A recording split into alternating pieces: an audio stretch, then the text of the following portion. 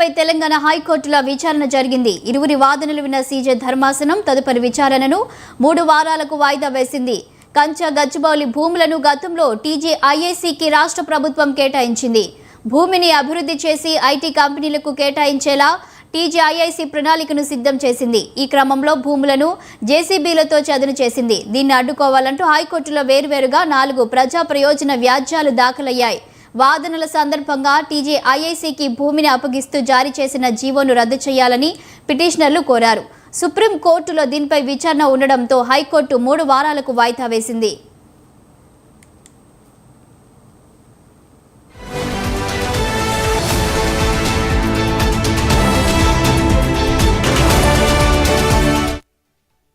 ఇక దీనిపై మరింత సమాచారం మా కరెస్పాండెంట్ సవిన్ అందిస్తారు. సవిన్, కంచె గచ్చిబౌలి భూములకు సంబంధించి తెలంగాణ హైకోర్టులో మరోసారి ఈ రోజు విచారణ జరిగింది. దీంతో ఇరు వాదనలు విన్నటువంటి సీజే ధర్మాసనం తదుపరి విచారణ 3 వారాలకు వాయిదా వేసింది. ముఖ్యంగా గతంలో కంచె గచ్చిబౌలి భూముల విషయంలో తెలంగాణ రాష్ట్ర ప్రభుత్వం తీసుకున్న నిర్ణయం కంచె గచ్చిబౌలి భూములను టీజీఐఐసీకి అప్పగించడం, ఆ తర్వాత టీజీఐఐసీ ఆధ్వర్యంలో భూములను చదును చేసి దాన్ని రాష్ట్ర ప్రభుత్వం వేలం ద్వారా విక్రయించాలని భావించింది. అయితే దీన్ని ప్రతిపక్ష పార్టీలు, విద్యార్థి సంఘాలు తీవ్ర స్థాయిలో అడ్డుకున్నారు. ముఖ్యంగా సుప్రీంకోర్టు దాకా పిటిషన్ వేసేదాకా ఈ వ్యవహారం వెళ్ళింది. అటవీ లక్షణాలు కలిగినటువంటి 400 ఎకరాలకు పైగా భూమిని రాష్ట్ర ప్రభుత్వం చదును చేస్తోంది. అందులో ఉన్నటువంటి జీవరాశులు కావచ్చు, వన్యప్రాణులు తీవ్ర ఇబ్బందులకు గురవుతున్నాయి. పర్యావరణ పరిరక్షణకు హాని కలుగుతుంది అనే అంశాలను లేవనెత్తారు. ఈ అంశంతో గతంలో 4 పిటిషన్లు దాఖలయ్యాయి.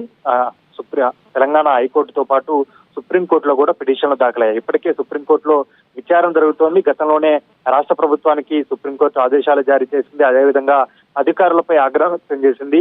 ముఖ్యంగా కంచె గచ్చిబౌలి భూములకు సంబంధించి స్టేటస్ కో విధించింది.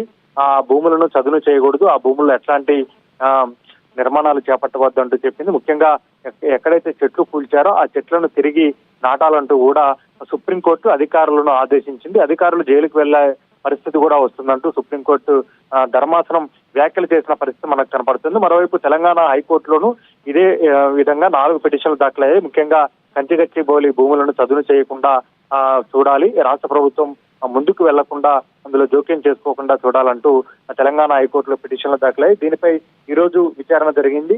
సుప్రీంకోర్టులో ఇప్పటికే విచారణ ఉన్న నేపథ్యంలో మరో 3 వారాలకు తెలంగాణ హైకోర్టు ఈ పిటిషన్ ను విచారించిన తర్వాత వాయిదా వేసింది. సుప్రీంకోర్టులో వచ్చే తీర్పును బట్టి తెలంగాణ హైకోర్టు ముందుకు వెళ్లే అవకాశం మాత్రం కనపడుతోంది.